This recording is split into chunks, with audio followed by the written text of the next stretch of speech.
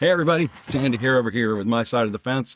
I am here today with Patrick Small, who is the the Director of Economic Development for the city. How you doing, Patrick? I'm well. Thanks for having me, Andy. Yeah, I'm good. So tell me a little bit. I always start out with a little bit of an origin story. How did you come to be in the city of Manassas, or what's your background before you even came here? I guess. Oh my goodness. Go back to square one. Economic development's not really something you learn about in college. Not something you hear about growing up. Nobody's parents say you need to become an economic developer, or no child aspires to be one. Generally speaking, it's something you fall into. A lot of people come in out of banking or planning or other areas. For my case, I came into it out of politics.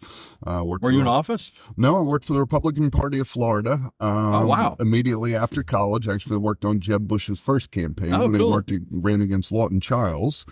And through that process, got to meet a number of political people in government offices at the time, and did some lobbying work for the Florida Economic Development Council. Got to meet the economic development community and said to myself, this is something I'd really enjoy doing. So through mentorship, one woman in particularly who worked for the city of Tallahassee took me under her wing, helped mentor me, worked in Florida for a couple of years in economic development, then the northern neck of Virginia. Where in the northern neck? Lancaster County, wow. Tides Inn area, Kilmarnock, Irvington, Whitestone. Right. Loved it over there. Not a lot of opportunity for what I do. No, not a lot. Tourism, yes, but less so on the actual business development side. So spent a few years there. Then my wife and I went to Hampton Roads. I was in Isle of Wight County for about a decade. Oh, wow. First as economic development director, and then for 3 years as the deputy county manager. Transitioned from there over to the city of Portsmouth, a big urban environment, and spent 5 years there and was looking for additional opportunities. I have family in Northern Virginia, Nanton Springfield, parents in Leesburg. The Manassas position was open. Pat Pate hired me. I was the city's first ever economic development director. You were on council at the time, as I recall. Yeah. Came into the city of Manassas, and I've been here pushing 12 years now. Wow. Did you work for Pate before? Never. Oh, wow. He came here straight from North Carolina. That's right. And basically built a lot of the team that you see in place in City Hall today. Yeah. It's amazing. I think Diana's still over there. Diane, Matt Arcieri's been with us a long time. Of course, Chief King precedes damn near everybody. Yeah. He's like back into the mists of time. Yeah, he replaced it. The chief, when I was first elected, was a very different guy than Chief King. He was, by the numbers, man. You do not mess with him. He came in, he gave his reports, he saluted and turned around and walked out. And, he was receptive to discussions about things with the department, but make no mistake, he ran the department. This was not, you out. But I had a lot of respect for him. That was a tough job. We were going through a lot of, what you see on TV now. We were going through a lot of immigration stuff back then, and that's the local chief police is, and you're kind of in the middle of it, right? You don't control any of it. You can't do anything the feds tell you not to do, or the state. So, it was a tough job. He's a good guy, though. Yeah, he's fortunate to be in a city as well run as Manassas and as diverse and as generally peaceful. Having come from Portsmouth prior to this, right. We had a chief of police down there who'd previously been in Camden, and I think he told me he put either 3 or 5 mayors in jail during his term in Camden. So, well, thankfully, we've never had to lock up a mayor, I don't think. That's incredible. Manassas has never had that kind of turmoil, really. It's the electeds generally, try and get it right. I include myself. I was no expert on city operations. I was a nerd. I ran an IT consulting business. So, I put my back into it and I educated myself on it while I was in office. And the staff has to put up with a lot of crap from people like me. That, I'm elected and we're going to change things around here. And they're like, the city manager is usually like, hey, a new guy, come here. You're not voting against the parking garage, which is what I threatened to do. It's interesting though, the backgrounds that people like you bring to the job. So I'll use our current council as an example. We've got a council person with a pretty strong background in finance, worked for a major corporation. We've got a council person with a strong background in heavy contracting. We've got a council person with a background in labor. So you look across the board at the skill sets these individuals bring, and none of the other six when you were on there may have been experts in IT, but you were. Yeah. And as we make transitions to new systems and things which can be very expensive for a local government, having that expertise, even if it's that one person on there who can ask, the questions that maybe staff missed. Yeah. Yeah, well, I got involved in some fair amount of IT, city IT, when I was there. It was episodic. I did not want to be part of the IT staff, right? But when they had questions, I was happy to help. I mean, that's what people elected me to do, right? But we've been fortunate. I mean, I can't recall really where there has been any sort of horrible scandal in the city or anything like that. We've had some, we have the typical problems that small cities and towns do.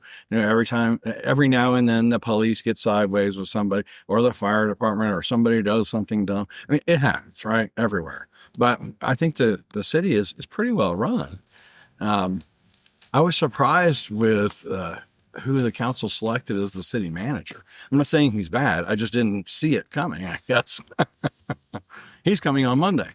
Good, fantastic. You'll enjoy him. Steve's a great guy. I met him previously. He's a pretty easy dude to talk to, I feel like. Very. You'll enjoy him. Yeah. So when you came as economic development director, was it just you, or did you have a staff? No department. No department. Shared an admin with finance, which was on the fourth floor with me. Paul at the time, with Diane as his number two, right? Who's now matriculated into being, she's the assistant city manager now. Really? She is. Man, she was always sharp. She was very sharp. She's got IT. She's got finance, procurement, cool. And some other. We call them elements of our government structure. But right. I was up there on the fourth floor with her. Small office, shared an admin. The department was built to have a shared admin and one additional person. Right. So we hired that person 6 to 8 months after I got there. Transitioned through, I think, maybe 4 people in that role now, all of whom have gone on to other things. Right. One woman now runs the Main Street program in Harrisonburg. Oh, wow. Another one's a director of a division of the Department of Economic Development in the county. One guy works for the state. So, nothing controversial. People move on. Yeah. I will at some point myself. So, I've built the department. Budget hasn't really increased in the time I've been there, which makes it challenging, as inflation goes up and marketing costs become more expensive. You spend more with your marketing agency, that's less you actually have to spend in the market. So, right. You gotta be frugal, but we're a small community with limited resources, and you do the best you can. And I've always been good at that. I enjoy it. It's a challenge. It is. Local government's always, you're always, taking money out of one hand and putting it in the other, I feel like. I mean, I know we did a lot, especially during the Great Recession. We cut staff. That was just before I got to the city. We were a beneficiary of that to some degree with the home that we bought in Wellington, my wife and I. But yeah, I am familiar with the shock that still existed in City Hall, and talk about eliminating the museum. Yeah, Parks and Rec went away. We've rebuilt that. You talked to Steve about it. I know Pat brought it back, but Matt Arcieri is in charge of that. Oh, is he? Yeah, and he's done a fantastic job. You mentioned the community center before we got on the air, and Matt's got that under his wing as well. So even though Chief's the one that actually did the deal when he was interim, he put the deal together. The transaction worked with the church to acquire that building. But right. Matt's the one building it into the new community center. I mean, it seemed like a lot of people have beef with the city buying property and stuff like that. To me, it seems like, and tell me what you think. It seems like it was probably a choice between we let it go and we put in a bunch of townhouses with some single families, or something commercial, which, has a residential neighborhood right on the back of it, which was not going to be fantastic. And the city just decided maybe that wasn't what they want. Each transaction is different and unique. And, if we had a day, I could run through the background of all of them with you. But in a nutshell, no, that property was not going to be townhomes. No. There was a proffer on the site that essentially stipulated that what was open there would remain passive, recreational, open space. Oh, wow. So absent a rezoning, right, process which you're familiar with. It's a thing. Proffer amendment is essentially a rezoning, but absent going through that public process, there was not going to be anything built on that site. In conversations with the owners, we, staff specifically, were fairly certain that public process would result in pretty large uproar from the neighborhood behind, which is made their opinions very clear on a lot of things in the past. That's the way it works. It is. So no, it would have stayed open space. The property was therefore a liability to the church as opposed to an asset. I see. It was devalued.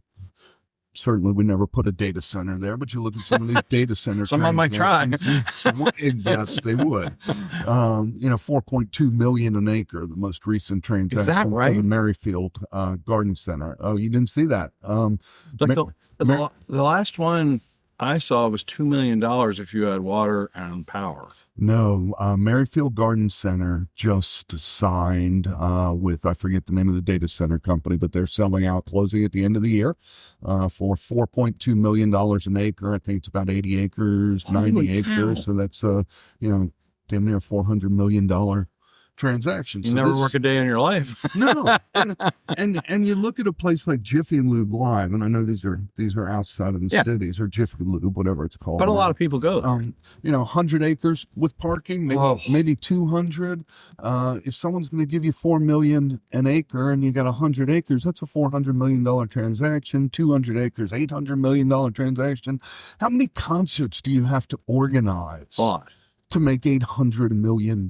A lot. And it's a hell of a lot of work. It is. Yeah. So it's almost nonsensical if you're a property owner or a business owner to not take these advantages. Now, our challenge on the government side and the public's challenge is, are you putting them in the right place? That's right. Do we have the resources to support them? Specifically infrastructure, because the employment support is considerably less. But, they're a real challenge for us. But no, so the community center, the church, considered the property to some extent a liability. We had need for a few things. One, I mentioned growing our parks and recreation infrastructure. So the school's intact. It's in decent shape. We're able to reuse a large part of it. But more importantly, we've been looking for a place for a new fire station for a long time. Specifically, that fire station on 28 as you come into downtown from the Manassas Park side. Right. So longer term, that station's dedicated to be replaced. The Sudley corridor is the place that all the statistics said was the best. You're not going to shrink that down to 2 lanes, are you? In fact, they're actually doing the Sudley widening project, and Steve can probably tell you more about that, but that's not one that's dedicated for a road diet. I think that the inside of the city, I think the city has done a pretty decent job of locating those data centers. They're not right up against, and my friend Charlotte, who lives out in that area, off of Linton Hall, she has a data center that, she can't throw a rock and hit it, but it's pretty close and you can hear it. Oh, look at what's going on Wellington out by George Mason. Yeah. So as you're headed out of town, it's a 2-lane road right there by the police station. And, and those things, it's like going through an alley. It is. And what happens when that road gets 4-laned? You get even closer to those centers. So yes, siting them appropriately is very important. Yeah, I think the city's done a pretty decent job. The brick thing, the brick plant, that was a pretty obvious candidate, right? That was a big win. And the other two, there's 2 over here, right? Or is there 3? There's 3 on Dean. machine going. Right, right. I think that's a pretty decent sighting as well. It leverages that's not a great place for a bunch of housing. We don't seem to have a need for 5 new giant office buildings. No, and we have more appropriate places for office infrastructure, a little bit downtown, and then more specifically out by the airport, the Cannon Branch and off of Carolina Drive. Yeah. The property was zoned industrial. We did have a lot of interest from housing because that's the other industry that will go almost anywhere. Yeah. So, but we don't have a lot of industrial property in the city, so we were resistant to efforts to turn that into residential development. Initially wasn't quite sure data centers would be interested in those properties because when the industry first started, they were very secretive. If you think about the facility that's behind the barrier at the intersection of Rixlew and Wellington, back up in there, and you've got all the woods, you got the little guard shack out front, but you don't see the data center. Right. That used to be the industry's MO. They didn't want you to know where they were. To some extent, they're threat targets. They're very critical things in those data centers, whether they be banking or government or otherwise. But now, because of the demand, whether it be AI or every time you take a picture or video on your phone, that's stored in the data center. That's the cloud. The cat videos have to go somewhere, brother. They do. And the more you take, the more data centers we're going to need, the more power they're gonna suck. And it's just a perpetuating cycle. You asked me before, if I thought there was any end in sight to it. And you said a lot of your friends say there isn't. I don't believe there is. There's no time soon. There's a river of money. One of my buddies is an attorney who does a lot of land use work for the data centers, and I asked him about it, and he's older guy. He's close to my age, which we're older guys, but he says, Andy, I don't know. Like, I keep doing all this work. I send these people bills. They just send me checks. Mm-hmm. They don't even seem to look at the bills except for what the total is. Talk to some of the smaller contractors too, the Mike Garcias of the world about what those folks are doing to the construction industry, literally turning it upside down. You need somebody to come out and grade and level a site. Right. Good luck. Right. You need somebody to pour concrete. Good luck. Go down and knock on the fence at the nearest data center, see if they'll spare you a couple truckloads. I never thought about that. That's true. Because they're literally, we've had a couple of gals that worked here at Matrix, whose spouses were like electricians or whatever. And they've spent their entire career wiring data centers, and they're the same way. They're like, well, don't you want to go and do something that's like a little bit? They're like, that never ends. The money never ends. Now, it will at some point.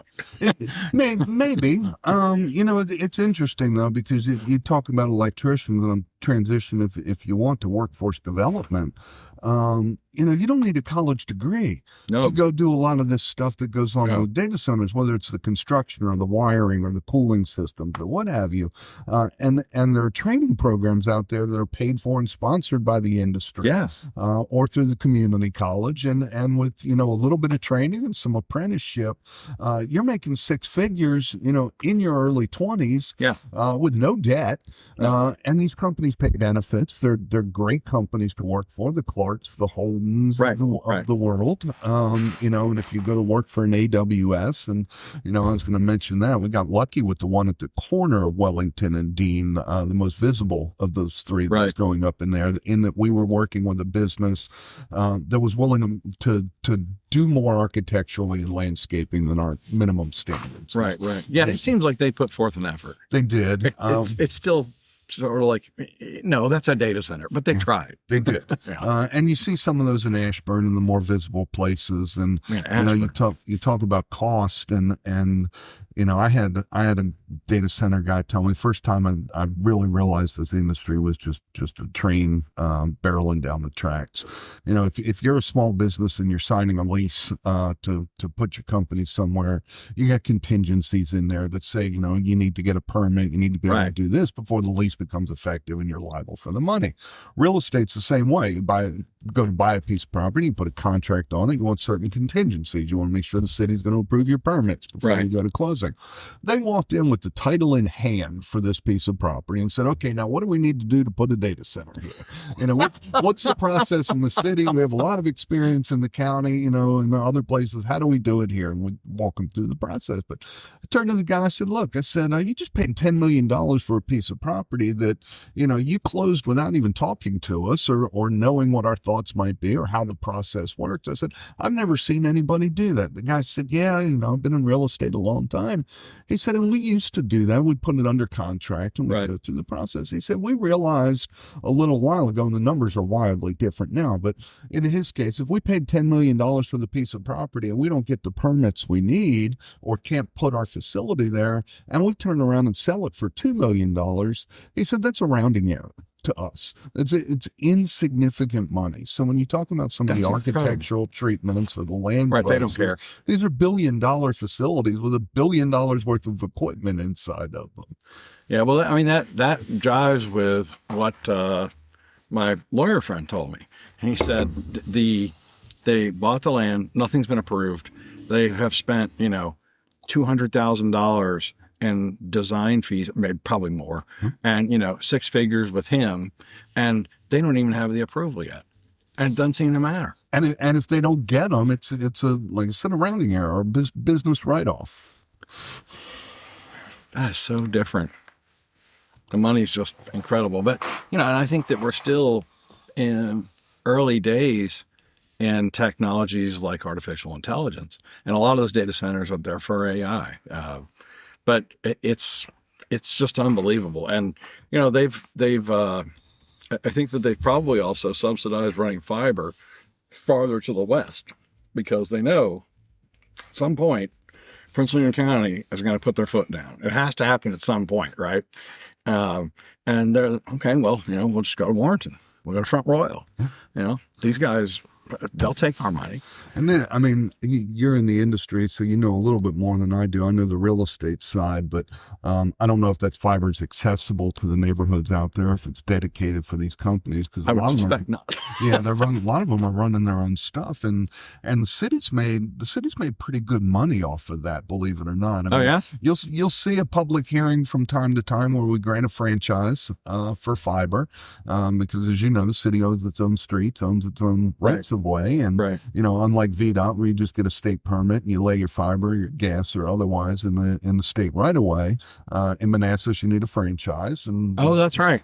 We have a fee for that. That's right. And the fee becomes more significant as that right of way becomes more full of stuff. Sure. So, I mean, you get water, sewer, electric, you name it goes into those rights of way. So it's a precious commodity. Yeah, for us.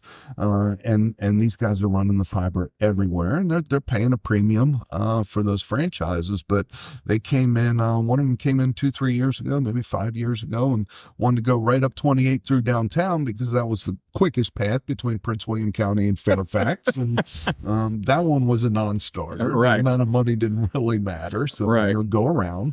Kind of like we're doing with some of the traffic now. You mentioned shrinking Sudley, which we're not doing.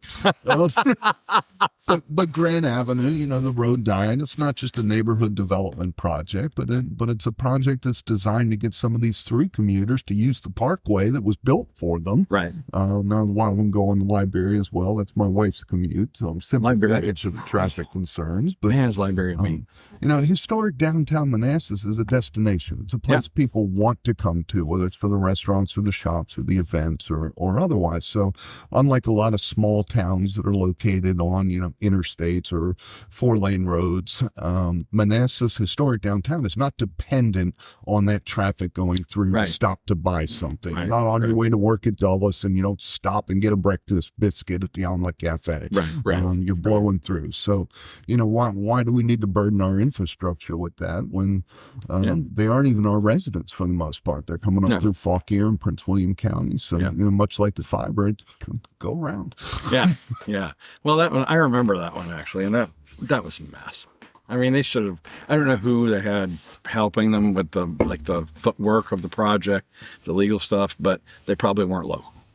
But anyways, so what do you think about like the development potential in Old Town. We've got the parking lot there. We've got the City Hall lot. We've got we closed on the MIFCO lot, right? We did. Yeah, so September. you've got those, and it seems like that stuff's pretty well penciled in. We want a particular kind of building here, and we're going to put up a parking garage or whatever the hell it is. But so beyond that, what do you think is the next thing after that? If you can talk. Stay tuned. We have some things pending. But for your listeners, for the average citizen, anybody that wants to know, look at our comprehensive plan. And it's got sections on places like downtown, in addition to economic development and housing. And in the downtown section are something called opportunity sites. Okay. And they are properties that are either underdeveloped or vacant. Anytime you see a downtown, like ours, but more like a major metro urban area. Right. And you see a parking lot, surface parking lot. That's a development site. Right.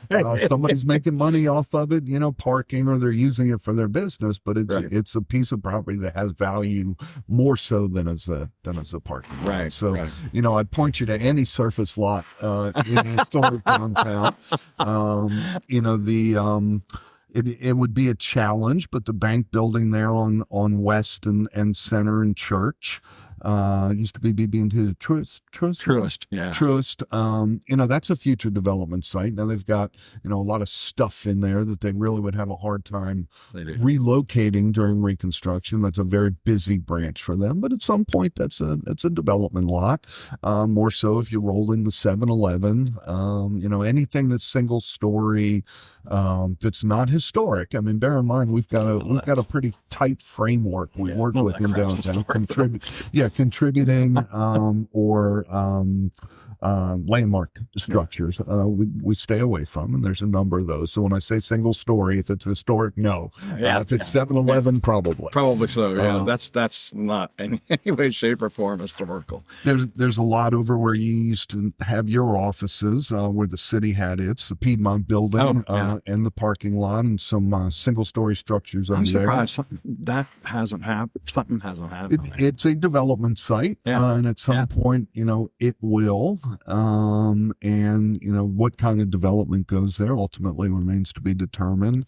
The sites you mentioned are clearly development sites. The VRE lots across the train tracks from City Hall in front of Baldwin Elementary, absolutely future development potential. The city owns those, don't they?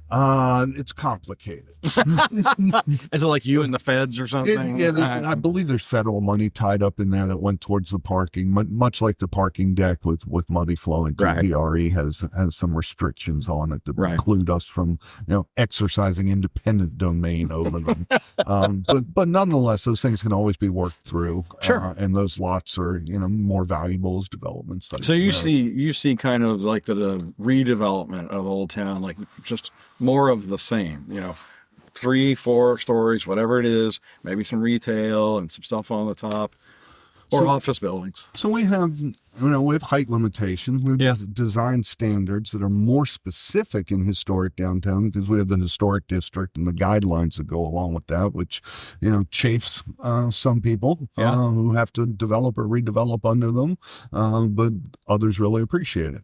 Yeah. And I think the majority actually probably appreciate it, or we wouldn't have it. It got repealed, right? It would have been gone. Height limitations, 55 to 60 feet, which is generally 4 to 5 stories, depending on, what you consider a story, and how many feet that is. Some buildings have higher ceiling heights than others inside. Ground floor retail, depending on the location. So we talked about the Piedmont building and that site over there, the West Street in the back and across from the post office. That's not really retail property. But a new hotel on the Old Town Inn site, at least 2 frontages of that are pretty significant for retail opportunity. And that's what the city's pushing. So office, which...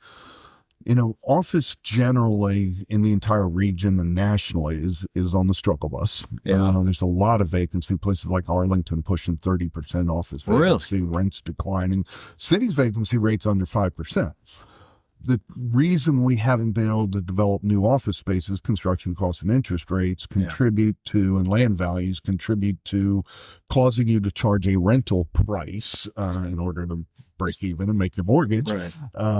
that is higher than what you can get space for in some of the more traditional office nodes in the region that used to be very expensive, cost prohibitive. Oh, yeah. That's why a lot of people came out to Manassas, because you didn't want to pay Tyson rents, but as Tyson rents decline and construction costs go up, puts us in a little bit of bind. So when we look for office clients or deal with people, we're looking for homegrown folks that really love the city, want to stay here, want to be here, and put their flag here.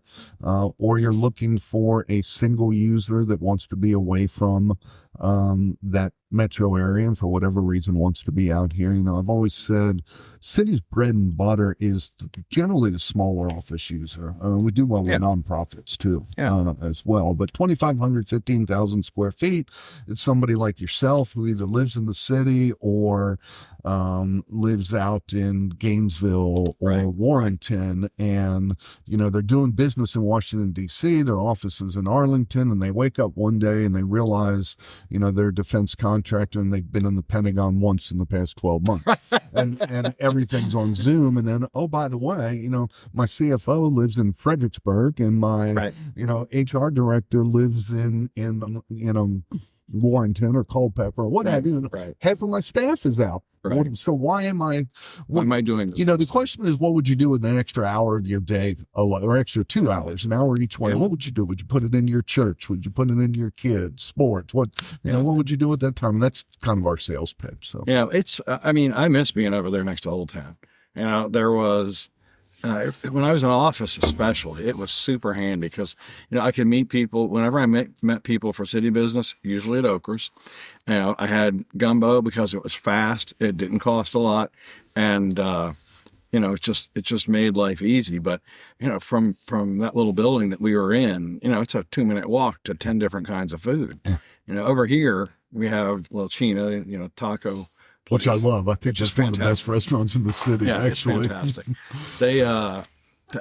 We actually had them cater our event last week, and Antonio just killed it. He's incredible. Yeah, but then we have the pizza place over here, and we have which just changed ownership. I think. Yeah. Brightworks Brewery over there, and then Ashton, of course.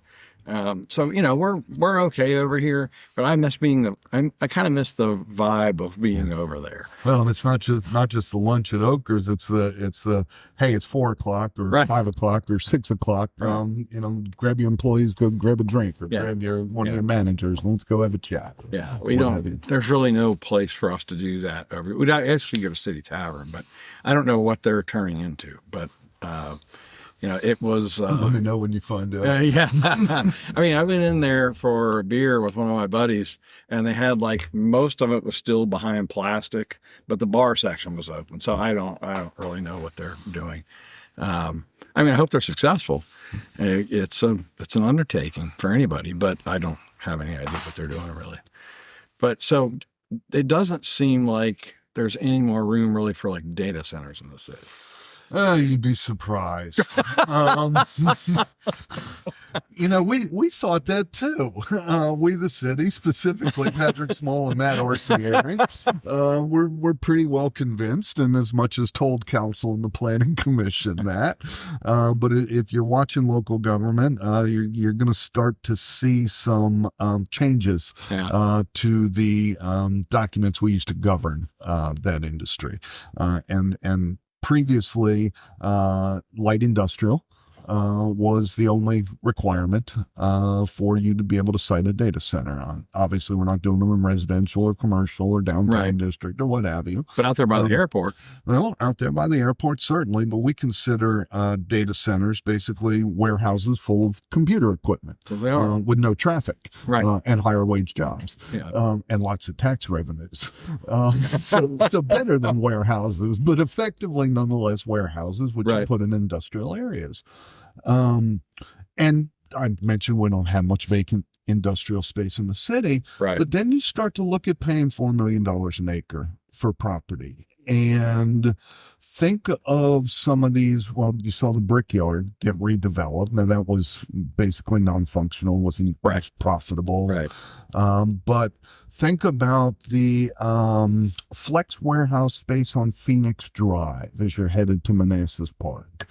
Sits on about 20 acres. Is it that big? Zoned industrial. Think about the flex warehouse space in historic downtown behind Heritage Brewing. That's not quite 20 acres, I'm sure, but Right. if you threw in Don Smith's building out front, it used to be Georator and then Rapid Flight. Think about the flex warehouse space on Euclid up against the high school in Manassas Park, where Bad Wolf Brewery was for a while, about 20 acres. Think about the mosque out there next to it, the Merchant Tire building, the open space there. So and there's no houses out there. There aren't. So as you look around the city at what is essentially performing industrial space, I mean, these properties I mentioned are almost fully leased. We've got 2% vacancy and the rents are climbing. So you're talking, $17, $18, $19 square foot rents. Yeah, but if someone walks in with $4 million an acre. I asked you earlier how many concerts you have to throw to make $800 million. How many years do you have to, collect rent checks to make that kind of money? So, power, water, infrastructure is one of the tools that the city has to help manage the industry, and then our zoning and planning documents are another. So, how much does the water stress our system? We're taking a really close look at that. That's going to be a good question for Steve when you get him in here. We've got a new water and sewer director. The industry, you're a business person, so you look at the places where you have your bigger costs. And I said earlier, money doesn't matter to these people, but it does. And there's a couple areas where it does. Power. Yeah. We see it as a burden on the system, or new transmissions lines crossing to farmland or our neighborhoods or what have you. They see it as a fixed cost.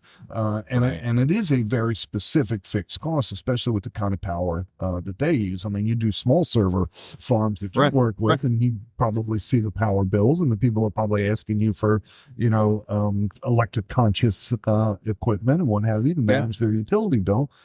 So these industries are self-motivated this industry is self-motivated to try to manage its power costs. Right, sure. The other thing it's motivated to try to manage is its water costs. Right.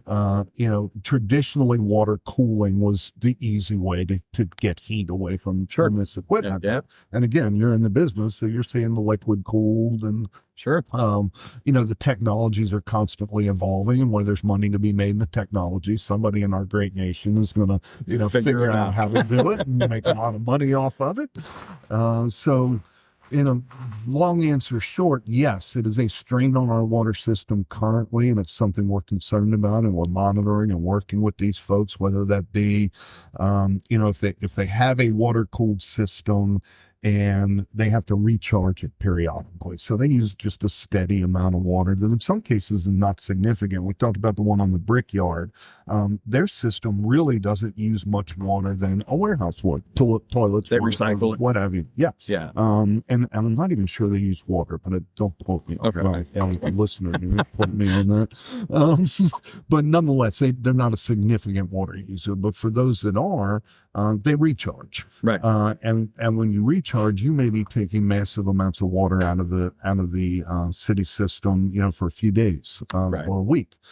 So you can do things to mitigate that, like cause them to put water storage tanks on site, above ground water storage tank. So you can sip the water as you fill your tank, and then when you drain your tank, and that levels things out on our system and reduces demand, and then other technologies that I mentioned. But yes, that is a concern. Power is a concern.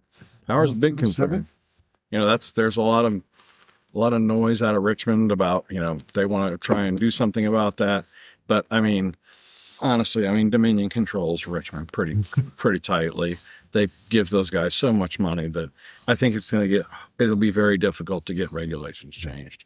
And that was true when I was in council. And if you want to change something in the power system, good luck. Yeah, The only folks that could stick it to you more effectively than Dominion are the railroads. That's true. That's true. Because they hide behind the interstate commerce clause. That's right. You know, when I was on council, there was, I used to ride my bike out there by the airport. And one day I noticed that there was, like it was Verizon or somebody was out there trenching. And so I got off and I was like, and my interest was we had clients at the airport and we couldn't get fiber. And we only ever got it after they brought it down Harry Parrish Boulevard. But I went over to the guy who was the supervisor and I said, "What are you guys doing?" And he kind of looked at me like, "Who the hell are you?"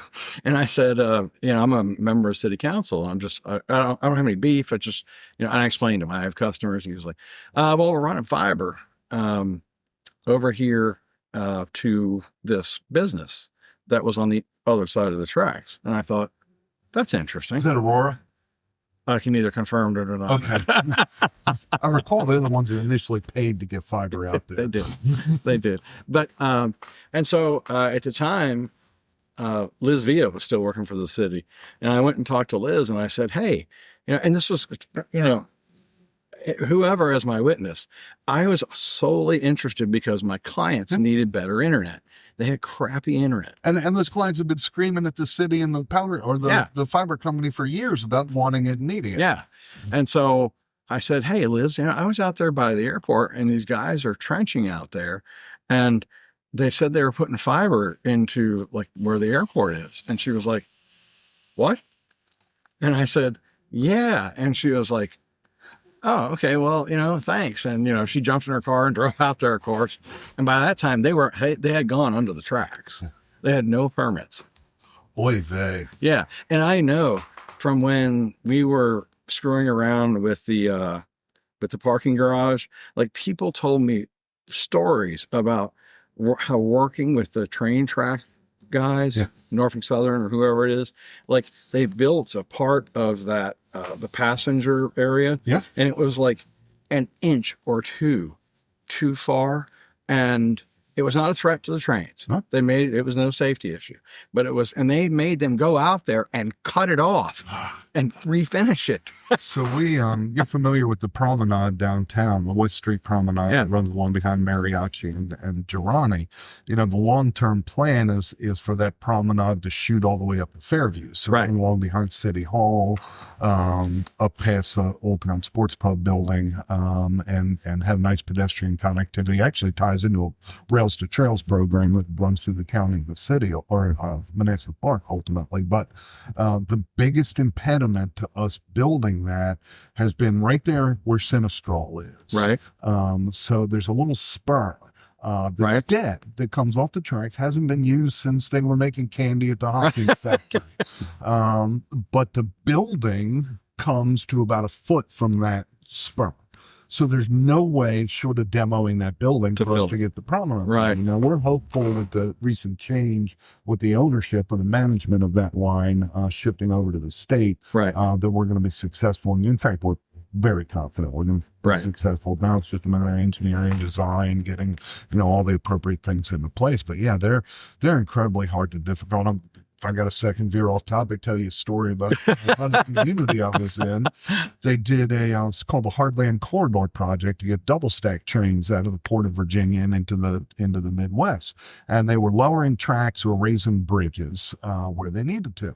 And they came to us, the county, and they said, "Hey, we're lowering the tracks to get under this trestle bridge, and you've got a sewer force main, under those tracks, and you're going to need to lower your sewer force main." We said, "Excuse us?" And they said, "Yeah, you got to lower it." Well, Andy, this was 20 years ago, and I don't know how many hundreds of thousands of dollars, because it's not as easy as going in and putting in, an elbow bend in a force main. You gotta back it out. You gotta lower it way back, way past. And then they looked at us and they said, "No, by the way, you need a permit." It took us 18 months to get the permit out of the company that told us we had to lower it and pay for it ourselves. Yeah, I just know they're super difficult. But yeah, that was and I based on my previous experience, like they were headed towards the tracks, and I was like, There's no way. And they just did it. Yeah, I couldn't believe it. I'm gonna write a book one day. I got a million stories like that. Yeah, Just nonsensical stuff. I mean, everyone thinks government's worse than the corporate world, and I'm like, I don't think it really is. It's just different. Yeah, it is different. But especially when you get into like development projects, it's even the short time, I was in for 8 years. Even in the short term that I was in was wild. I mean, people do stuff and they're just like, well, the inspection staff isn't there on Saturday, so I'll go and do whatever and then just say, I don't know what happened. Yeah, we get a lot of that. And people that let their property fall into disrepair, and think about the neighbor that never cuts their grass, and we send them a violation notice, and they still don't cut the grass, and whatever the violation issue. I mean, we have this process we have to go through that ultimately results in you getting a very nasty letter from an attorney that says we're going to cut it for you, or we're going to remove whatever, and you're going to pay us back, or we're going to put a lien on your property in exchange for it. And then you go out and cut the grass. Right. And then you let it grow again. Yeah. And we go through this process. So you get those, call them repeat customers or repeat violators that know the system.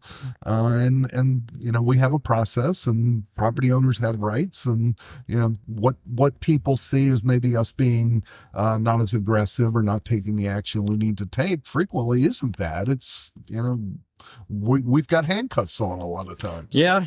Yeah. I mean, I can only remember one time when I was on council where there was a house on Sudley Road that it was so overgrown. I lived like 2 blocks from this place. I didn't know it was there. And when it ended up, I think, in a land use committee, if you guys still have land use, I don't know. We don't. Yeah. And they gave us the address, and, the city wanted permission to do something there. I don't remember what. Maybe it was like take the land and sell it. There was nobody living there. And so I walked around the corner and I looked and I was like, I'll be damned. There's a house there. And I think the city ended up taking action, but it must have been, unmaintained. I think the neighbors were cutting the front grass because they didn't want to live next to it. Right. For 10 years, something like that. Maybe more. I'll tell you, like, we have a place down in Colonial Beach, and we go there sometimes. We go there on the weekends, and there is a house across the street and down like 2 that is, the entire house is shifted. It's in the process of collapsing, right? And the guy that lived there, I didn't know him. He came out of the back door of the house one day and collapsed in the front yard and died. Oy. And, the squad showed up, and I think they managed to resuscitate him. But, the hospital there, very different standards in the Northern Neck. It is. It's 45 minutes unless they can life flight you out. And he didn't make it to the hospital. No one's lived there ever since. His family came up for one weekend. He has 3 cars outside. They're all those like 1980 and 1990 Saabs, and they put new car covers on them. Okay. And then left. And there's vines all over the house. I mean, it's going to shift to the front towards the street and just fall down one day. So that is one of the services that you get in the city. Yeah. That matters. We're not out aggressively looking to crack the whip on people for violations, and we operate primarily on a complaint basis. So if your neighbor in the business next to you, and you see something, say something, but let us know, because we're not aggressively pursuing individuals. We're mostly complaint based. Yeah. But we do enforce high weeds and grass ordinances, junk car ordinances, and especially in places like downtown, if you got a sagging gutter or something like that, and we're going to enforce it. Yeah. And then on the public maintenance side, we're surrounded by Prince William County, so they're an easy target. I don't want to shoot at them necessarily, but you can tell when you leave the city. Yeah. You can tell by the quality of the road pavement. Sometimes pretty dramatic change. Yeah. You can tell by the medians and the verges along the roads and the landscaping. Yeah. And you pay a premium for that to Sure. live in the city because we either contract it out or have people on staff or do it. Right. But I think it makes a difference. Yeah. And I think, again, people appreciate it or they tell us to stop doing it. Yeah, you're right. You can tell. The city puts some amount of effort into that. Sometimes it's successful. Sometimes it's just going to struggle. Like down there across from Georgetown South, all those little trees in the median, they're all going to die, but half of them are going to get run over by cars. Yeah. It's just, And then we'll replace them. yeah, we're close. There's nothing the city can do about that. It's like those traffic calling things on Grant Avenue. Those get the one that's down there by me. They've just given up. They have like some grasses they planted on there Because eventually people get used to the traffic pattern, and maybe we can dial the signage back a little bit because there's a lot of signage out there right now. I think there's 70 signs. I counted it one day. Did you? Oh my God. It's unbelievable. I was like, it's like the shop is the sign shop being paid like by the piece because one of the things we've always tried to or want to better define is where is the city, because we get I mean, you'll remember we get businesses that come in to get permits that aren't in the city. We get people that try to pay taxes to us who aren't in the city, voters. So where is that city line? I mean, people don't realize necessarily that the Walmart is outside of the city. Right. One side of Liberia is ours, the other side is in the county. So you were on council, and I probably shouldn't tell the story. I'm going to tell it anyway. You were on council when we put up the variable message board signs, the digital signs at some of our primary entry corridors. And we were talking about how we program them. And I went to Pat Pate at the time, and I said, we need to put a message up there that says the suck stops here. And Pat looked at me and said, get the hell out of my office. Yeah, I bet he did. So how much, like on a different bit of a different vector, like the Manassas Avenue stuff, how, if at all, will that be symbiotic with Old Town, do you think? The entire city is symbiotic with historic downtown. And, the health of a community, a city specifically, county being, a larger, more suburban type environment in a lot of cases, but a Detroit, a Baltimore, you think about the suburbs around the city, and it's that urban core. Mm-hmm. It's that downtown that really makes or breaks the community, and the health of a community either radiates from a strong downtown or decay spreads into a community from a dying downtown. Right. So when you look at the areas immediately around downtown, Sudley Corridor, that bit of Center Street headed out towards the Wellington Overpass, certainly Mathis and Centerville, those become sort of adjunct to your historic downtown. You don't want to replicate, you don't want to recreate, so you're not looking necessarily to have a new Harris Pavilion out there, right? In the Mathis or Centerville corridors, because you have one. You're not looking to have that sort of tight, walkable environment that we have. So you're looking for something that supplements. Now, the earlier part of Mathis, and assumingly you're talking in large part about the shopping center that the city bought, prior to us having bought that, one of the first projects I actually helped initiate when I got here was the Mathis Avenue Streetscape project, which is modeled after the Grand Avenue work that, love it or hate it, but I think most love it. Again, I think they're warming up to it. They are. And I've actually asked a lot of people, okay, you were very critical of us during the process. Have you had trouble getting through there? What do you think now? Blah, blah, blah. I'm mostly positive to your point. So doing the same thing on Mathis, and you remember Mike Moon, our old utility director, he, public works guy, he built that Mathis corridor with that continuous suicide lane. And as you drive through there, you got the center turn lane, And then you've got, single pieces of property that sometimes have 2, 3, 4 entrances into them. And some of those entrances aren't your typical commercial entrance. They're 60, 80 feet wide. You got car lots with cars parked leaning out over the sidewalk. Right. So, which belongs to the city and you're not supposed to do, and we enforce, and then it happens, again anyway. So the initial plan was to invest in that corridor like we did in Grand Avenue, put a median in with trees and landscapes and sidewalk and bike trail, which I know you're a fan of, or bike lane, wider sidewalks, maybe street furniture, lighting, right. like Grand Avenue. Less like downtown. So the thing about Math is more like what you have on Grand. Right. There's going to be a good bit of residential for anyone who attended the recent meeting at Marstell. And there's a ton of information on the city's websites I looked at about the project. So the streetscape was designed to be the catalyst that made it more inviting and a welcoming corridor that would then cause the private property owners to upgrade or invest or redevelop their lots. But that wasn't quite enough primer in the pump. And people may forget the other primer that we did on Grand Avenue before we did the streetscape was purchasing the old Safeway. And were you on council when we started talking about it, or was that immediately after you got I was on the council. Larry Hughes had started talking about that when I was first elected. All right. I have always hated that project. So I told the chief knows this from my mouth, and I've warmed up to it, but I always thought that for those communities in that area, that like this giant imposing police department kind of looking down on them, I didn't love it.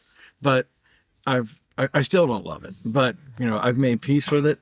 But I will tell you that I was talking to, maybe it was Chief Keene, I don't remember who, but they said, at some point they're going to redevelop that shopping center.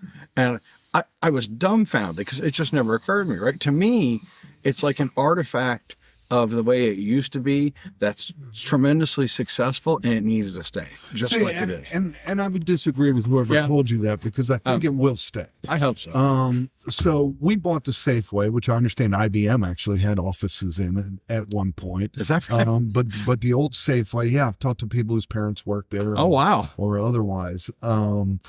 And it had a flea market in it, you may recall. Yep. I've shopped there. There were cages and what have you, and probably 30 vendors inside of it. It was pretty wild. It was. And we bought that building, which was separately owned from the rest of the shopping center. And there was a lot of debate about, well, do you buy the shopping center too? Partially for redevelopment purposes, similar to what we've done with the MIFCO site, where we may be able to sell, we build what we need to build. Right. In downtown's case, a parking deck that spills onto the MIFCO site, but there's residual property that we can resell to generate economic return, both from land sale and from future tax revenues. So you buy what you need to buy, and you try not to impinge or interfere with the private market. So the site was tight with just the Safeway, but the logic behind not buying the rest of the shopping center, which we would have had a premium for because they're not a willing seller, is as you build that police station and you generate the economic activity that comes from having all of those people working right next door, as you build Ashbury, as Georgetown South continues to, I hate to use the word gentrify. Is that what's going on over there? I was told recently, last person I talked to bought out there paid $450. Holy mackerel. I think, and you have to go into tax records that are available online easily. But when I first got here in 2014, we talked about the recession earlier. I heard stories of properties in there selling for $60,000 and people buying them up for rental and then not taking care of them. Well, that neighborhood has come a long, long way in the past decade. And there's a lot of units and a lot of families in there. So it was never a realistic redevelopment target, and never should have been. It's a neighborhood that you want to help lift up. Right. And you do that with community policing and sidewalks and lighting and, all the municipal investments and the community investing in itself. And the neighborhood's really come a long way. Those property values are increasing to the point where now the big topic at City Council is attainable housing. Because, well, realistically, it's unaffordable. I mean, I've got a son who's getting married in May. He works for a defense contractor. His wife works for the same one. Both, she's an accountant, came out of Deloitte. He's a mechanical engineer, so good salaries. And they can afford a home in Northern Virginia. Maybe a small condo somewhere. So, it really is an issue. Our challenge is going to be, how do we provide that type of housing for our residents and not for all of Northern Virginia? Because when you build the product, you don't want to be building it for people who live in Arlington who can't afford there. You want to help, our residents and our neighbors and our friends. The housing thing, affordable, attainable, whatever tag you want to attach to it. My beef is that it's something that I don't think the government does very well. If they own it, they don't. No, they don't. That's what's called public housing, and that's a model of the past. And I came from Portsmouth.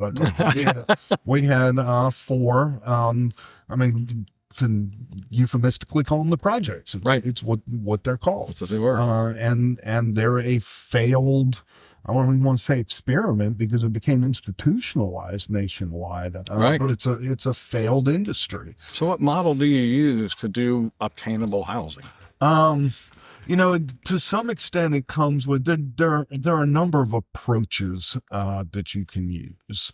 There is the scattered sites option, whereby a Stanley Martin comes in and they want to do 100 townhomes. Oh, you say like 20 of them are got to be. And you say, 10 of them, 20 of them, whatever, have to be. And there are interesting ways to do that. So if you think of a townhome development, let's say it's a stick of 4 and you got 2 end units and 2 units in the middle. 2 end units may be, 24 foot wide. Two middle units may be 16 foot wide. And the 2 end units may have 24 karat gold plated faucets inside, or middle ones the top of the line cabinets, and the ones in the middle have more of industrial grade or contractor grade finishes. And, then those houses become more affordable, and it's a challenge for the government when you take that approach, because now all of a sudden we have to be monitoring. So if you've committed to us that unit is going to be available to a person or family with a certain income, as that property transitions or matriculates, how do we track that? And all of a sudden you got a whole housing department that's tracking stuff. When the government, not just the city, gets involved in stuff like that, I feel like it's stuff that they're not good at. Years ago, the utilities people used to sell internet. Were you here for this? Not in the city, but yes, I've heard, and I know localities that have done. I know some that have done it quite successfully. Yeah, ours did not. And to their credit, it was super creative. They delivered broadband over power lines, and it was like only 1 or 2 deployments like that in the country at the time. Yeah. And the problem with it is that it generates a lot of RF noise, which interferes with radios. Okay. So, but they managed to get it all work out, and they were going along, and, I got elected, and, we were having, it's probably part of the budget. I might get some of this wrong, so forgive me, but, we got to the subject of the city's internet services. And I said, how is that working out? Like, what are we paying for this? And how many people buy it? And we were not making money. And why is there a $250,000 line item in our budget for it on the expense side, not on the revenue side? And so, stuff like that, that's something the private sector should be doing. Oh, I'll go you one better. This is a story from Portsmouth that's going in my book, which I'm not selling because I haven't written yet. Can't write until after I retire. Right. City of Portsmouth had a landfill that had a lot of high grass and weeds growing, around it, certainly up against the roads. And our public works director determined that goats would be the best way to manage that. And that's a common practice. A thing, yeah. But generally speaking, you go and you hire a goat person, right, who then tethers the goats and moves the goats. And right. No, we bought our own goats, bought 6 of them. And then all of a sudden it occurred to us we were in the animal husbandry business. And goats need shots. Goats need supplements to their diet. Goats need shelter. Oh, by the way, one of the goats was pregnant. So now we got a baby goat. Some of the goats died under our care. The public was not happy with us. Needless to say, we sold off the last of our goats and went back and had the private sector come in and take care of the high weeds and grass. Well, these guys, I gave them a shot, right? I'm not just me, the council gave them a shot because they were passionate about it. And, it's, you don't want to crush it just because, being in local government is as much a passion thing as it is money or anything else. And so I said, okay, look, come up with like a marketing plan and show me how you're going to expand your usership. Now, I will be frank with you. I think you have a lot of headwinds. Verizon is they're getting ready to start digging for Fios. Comcast is already here. Now it's all coax. It wasn't fiber yet, and they went off and had a meeting a week or two later, and their plan was in the utilities bill every month, they were going to put a flyer. And when people called the utilities department for whatever reason, they would first have to sit through an advertisement for the right. And I said, another thing government doesn't necessarily do well, telesales. And I said, guys, come on, this is not a thing. And I think we were facing a significant investment for a new generation of tech. And, after a little bit, everyone kind of, shook their head and said, yeah, this it doesn't make any sense anymore. I've been in government for almost 30 years, all of it on the local level, everything from rural to urban communities.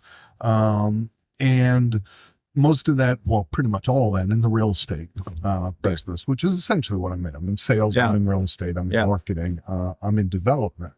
But looking at government generally, real estate specifically, it's what is the role of government to interject itself into what is typically seen as a private market. And in real estate specifically, where the private market is willing and able to do something that makes economic sense, they will do it, and they should be encouraged to do it and allowed to do it. And in some cases, if it's a marginal venture, incentivized to do it. Incentives are nothing more than a social engineering tool to get somebody to do something they might not otherwise do. Sure. Our facade grant, for example. Sure. We use that to get you to make more or better improvements to a building you might otherwise allow to fall into disrepair or not pick up. So in the real estate business, where a developer is willing to come in and do something like buy the Old Town Inn, and build a new 4 or 5 story hotel, they should either be incentivized to do that or allowed/encouraged to do that within the guidelines we have. But there are instances where the economics don't work. And I'm not saying that's a reason for government to get into something, to fail or to waste taxpayer money. But think of it like priming the pump, creating a market, inducing something. There was no private sector developer in their right mind that was going to pay $5.75 million to buy the Old Town Inn and build a new hotel there. And the owners of the Old Town Inn really had no incentive to sell. They were making over $500,000 a year with no debt on that property. And, probably half of it was in cash. And, well, they had leased it to a third party owner, so they were getting recordable income. I don't know about the operator, at least assumedly. So I mean, they could have continued to put minimal amount of money into that property and spit off those rent checks until the cows came home. Likewise with the Mathis corridor, we paid $16 million for it. That money was spread out once the checks were cashed amongst a number of heirs that inherited the property from the Breeden family that initially built it. So, the government stepping into that, and maybe we lose money. We're certainly not going to be able to sell what is now a surface parking lot in downtown for $5.75 million. No, you're going to have to give up some of that money for sure. But the big problem with the buying the Old Town Inn was paving it and making it a lot. because when you go to tear that up, people are going to be in that council thing raising hell about it. I don't mind watching it from my third party seat. We've had those conversations internally. When we first went into it. So first, obviously, I spent a lot of time pursuing the private sector to come in and do it, so that we didn't have to intervene. Yeah. And for a long time, the owner wasn't a willing seller. And then when they became, for personal family reasons, a willing seller, primarily moving, not that they needed cash, but just didn't want the oversight anymore, and were more open to selling. Then I went again to my private sector partners and friends and said, hey, come in, and then the numbers don't work. Well, what if we do this? What if we, give you this grant or do that or what have you? What if we, invest ourselves or whatever? And numbers are too skinny, doesn't work. So we purchased it. But then having the public ownership enabled us to start working with some people who were willing to put a hotel. And we had an investor who was willing to do the hotel project, assuming we could solve the parking. So we cleared the site. We put a little bit of parking out there. They fenced off some of the rest of it. And we started working with this person and couldn't solve the parking challenge. You need at least 80 parking spots for the hotel. You can't put them underground. You need to include staff. Certainly. Sure. So can't put it underground. If you try to put structured parking, we talked about height limitations earlier. Okay, you put 2 levels of parking on the site. Now all of a sudden you're down to 2 or 3, stories of profit rooms, minus lobbies and weight room and what have you. So, but we did have somebody willing to do the hotel, assuming we could get them the parking. Which ultimately took us too long to get. We now have the parking because we acquired the Lithgow site. We will be building a municipal deck or working with a private sector partner to build a municipal deck that is in our comp plan, that's in our capital budget. This should be a surprise to the public. We've planned for another parking deck in downtown for a long time. So buying the Mifco site enables us to appropriately size that parking deck.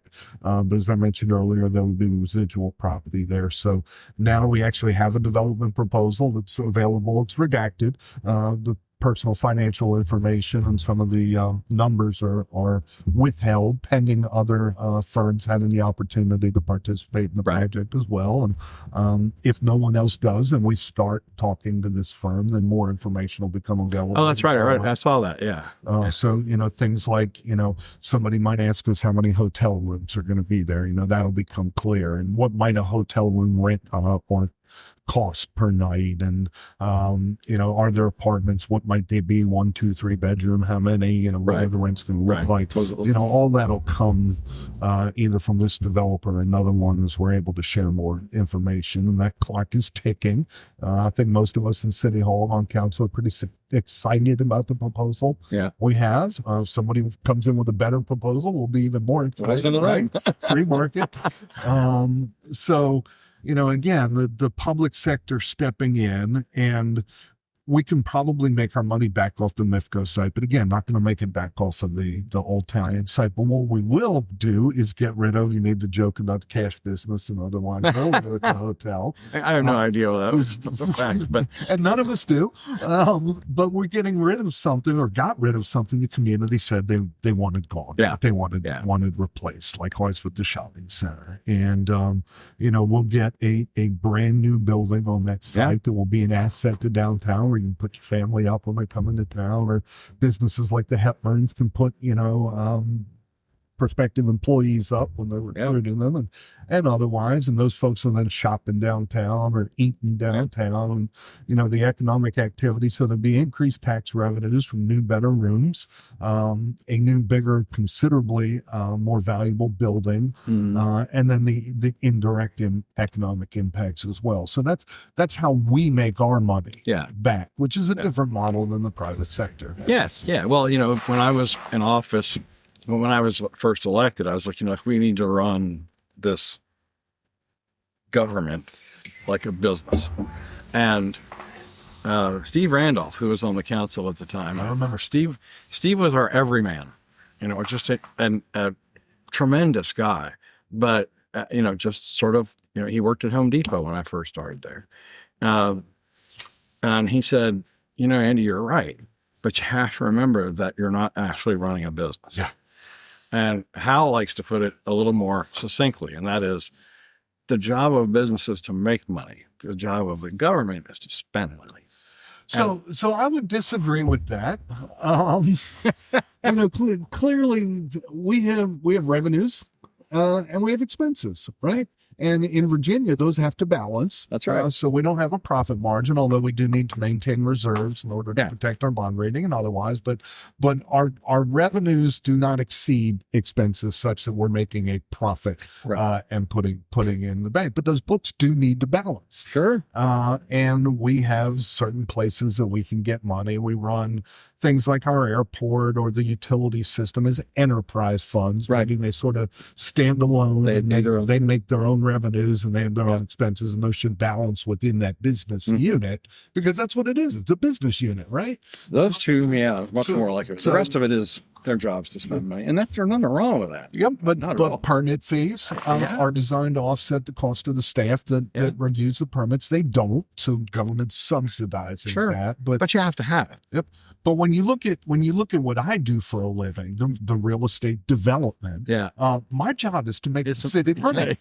And it's to take the brickyard, an old piece of crap, rusted, derelict equipment on it that the city had assessed for, and I'm making the numbers up, we call it $2 or $3 million, and it generated maybe $100,000 a year in property tax for us. Right. Well, now we have that data center that's valued at $100 million, that's now paying, $1 million or $2 million. I don't have the numbers in front of me, but significant change. We put no incentives, no investment other than some work into that. And that is now a more profitable piece of property for us. So, and when you look at transactions like Micron and you look at incentives, when we use incentives, we talked about social engineering and their inducement, but we're looking for an ROI. So when you, in your private business, consider buying a new software or a new piece of equipment, you're figuring out how long it's going to take you to make the money back on that investment. How much more is it going to make me? When am I going to break even? When am I going to go profitable? And if so, how much? So we look at incentives the same way. So if you're going to build X, and I'm going to give you $1 million in cash from the government coffers. Right. Whether I give it to you up front or spread it out, that's all, negotiable. But I'm going to give you this huge government windfall, right? Well, if your taxes are $1 million a year, I've made my money back in 12 months. Yeah. No, I get it. And I think incentives from government, obviously you need to be careful with them, but, and I don't know that I ever opposed them when I was on council, as long as they were well thought out and there was a business case presented. I don't think there's anything wrong with that. So we can't make a business case, Andy. But there are big swaths of the government that are very expensive that do not. And don't tell me the police department pays for itself by writing speeding tickets. It doesn't. I think having written a couple checks, though, maybe those flashing things in front of Dean Elementary are helping offset the bill. It's like it's never made any sense. Like the big blow up they had in D.C. about the football team relocating. Are you kidding me? You cannot fumble that deal. You cannot. Well, the amazing thing about that is you and I are paying for it because the federal government's using our. It's not D.C. and its residents. It's the folks in California. Yeah, but it was so obvious, and it's just, come on. And I think the same thing is true of the hotel site. It's an obvious use.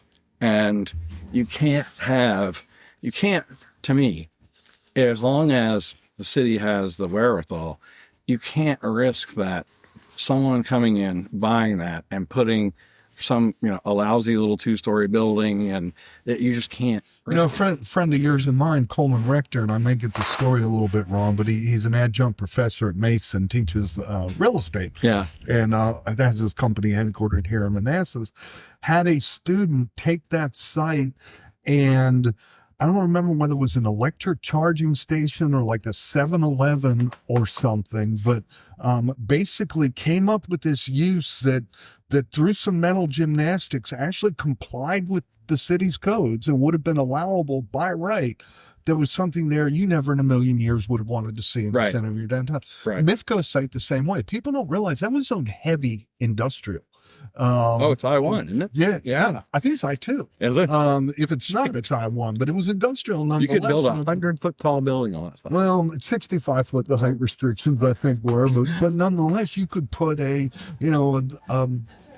kill plate in there for cattle beef. Imagine the smaller tanning operation. Right.